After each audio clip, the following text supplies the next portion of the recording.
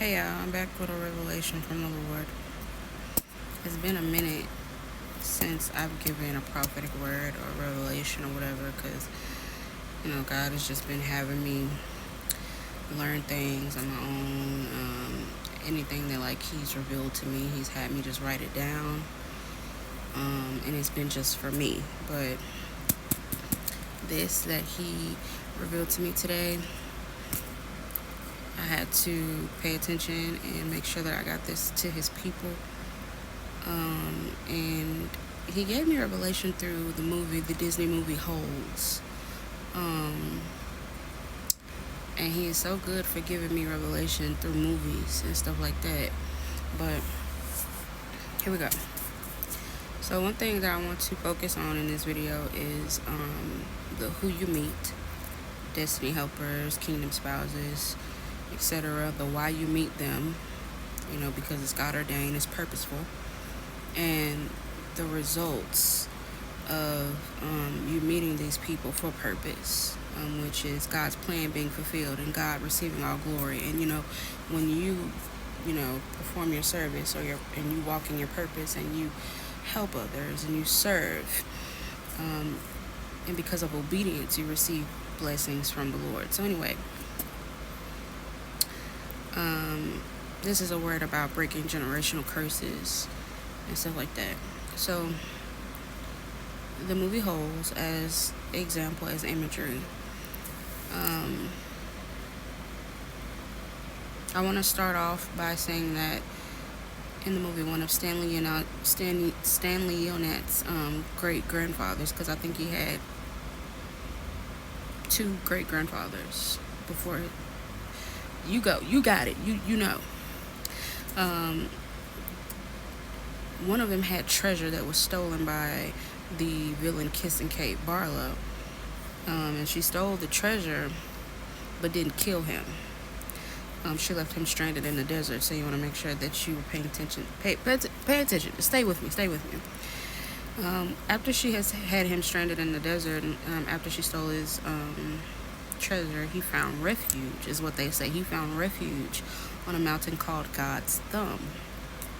Pay attention to that, because this is the same place that Stanley Yonats IV, who the movie is about, and Zero, his friend, find refuge in the movie when they find the water and the onions to eat after being in the heat because of running away from camp. Stay with me. Okay. Stanley's other great-grandfather caused his family, later generations, to be cursed because he took a pig from Madame Zeroni, which is Zero's, I think, however many greats grandmother. He took the pig from her and left. And like in this movie, he took the pig because he wanted to give it as a gift to this woman who he wanted to marry, who wasn't supposed to even be his wife in the first place, but that's a whole nother thing. But he took the pig and he left without fulfilling his part, because he was supposed to come back and carry Madame Zeroni up the mountain and sing while she drank water, the same way he did the pig, but he didn't do that, so she cursed his family. Okay, you know the story. Anyway, back to Stanley and Zero. They met at the camp, which was inevitable, is what they make it. They make it obvious that their meeting at the camp was going to be inevitable, and they became friends, and they both ran away from the camp just to find God's Thumb, the mountain, together, where they found the refuge, just like Stanley's great-great-grandfather did. Okay, let me break down some more. Here's where they together break the generational curse. Stanley, for whatever reason, him and Zero clicked immediately when they got to camp, and Stanley began to show care for Zeroni. It was almost like he just was compelled to show care for this young boy, who wasn't really being shown care by the other people at the camp, even the counselor. So with that being said, Stanley showed love and care for Zero. When they found the God's Thumb, the mountain, there was a point where Zero got sick, and Stanley carried Zero up the mountain the way his great-grandfather was supposed to do with Madame Zeroni. And he sang the song, Stanley sang the song that that his great-grandfather was supposed to sing while Madame Zeroni was drinking. Stanley sang that song when they had found the top of the God's Thumb Mountain. He sang that song as they were eating the onions and drinking the water, so on and so forth. And you have to remember that this was done in love, as a friendship. Them together, going up that mountain, them together, running away from camp and being with each other, as it's friendship and love and care. So this was done, not out of reluctant obligation, but as a friendship, as care, as love. Anyway, and Stanley and Zero, their friendship was genuine, but in their genuine friendship, they didn't even know that they were breaking this curse. Connections. So both Stanley and Zero had eaten peaches. You remember when Stanley found Zero under the boat out in the desert, Zero had been eating peaches, and he gave Stanley some to try. So that's when they ate the peaches. And then when they got on top of the mountain, they were eating the onions. They both were eating the peaches and onions. And if you remember in the movie, peaches and onions were the ingredients that Stanley's father needed in order to create a cure for stinky feet. And I'm going to get to that in a minute. Peaches and onions are also the reason why Stanley and Zero didn't get attacked by the yellow spotted lizards in that hole. And I'm going to go back to that as well. Stay with me. So back to Stanley's father. He's trying to find this cure for stinky feet. And it's crazy. It's actually not a coincidence, but because nothing with God is a coincidence. The moment Stanley and Zero broke the generational curse by Stanley doing what his great-grandfather was supposed to do with Madame Zeroni, Stanley doing that with Zero, going up the mountain, carrying him up the mountain, singing while they drank water, whatever. Immediately after that, Stanley's father found the cure for the stinky feet, which was peaches and onions, which is what Stanley and Zero had been eating.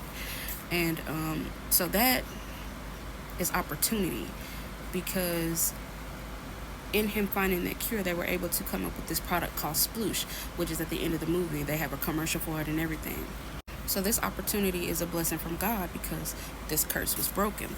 Another thing about the yellow spotted lizards in the hole, those lizards were guarding the treasure that was always Stanley's family's treasure. They never knew that, though. But the only reason why Stanley and Zero in that hole did not get attacked by those yellow spotted lizards that was guarding that treasure, again, was because of the peaches and the onions. It's all connected. Peaches and onions is not the most important thing with this word, but I'm just showing how everything is connected. So yes, those lizards, they were guarding the treasure, and the treasure was always rightfully Stanley's family, and they received that after the curse was broken also. And you have to remember, Stanley's family, they were not well off, they were not wealthy. It looked like they were sort of in poverty, but after this generational curse was broken, they were blessed with opportunity and blessed with this wealth. Okay. And the same with Zero and his mom. They were poor. He was homeless. And I want to get to the treasure that they found after doing what they were destined to do. It resulted in them receiving these blessings from God. Again, the treasure. When they received the treasure, Stanley's family were able to bless others. The Zeronis, Hector and his mama, Zero and his mama, and their friends from camp. They were able to get the crooked camp shut down. It seems like a lot, but I was just trying to connect everything. I've seen this movie multiple times, but today when I was watching it, God definitely spoke to me about it, and really revealed to me how He will ordain certain things, and He will ordain certain connections for generational curses to be broken and for bloodlines to be healed. You got to pay attention to these type of things. I might need to make a part 2 because my time is running out, but I'll see y'all later.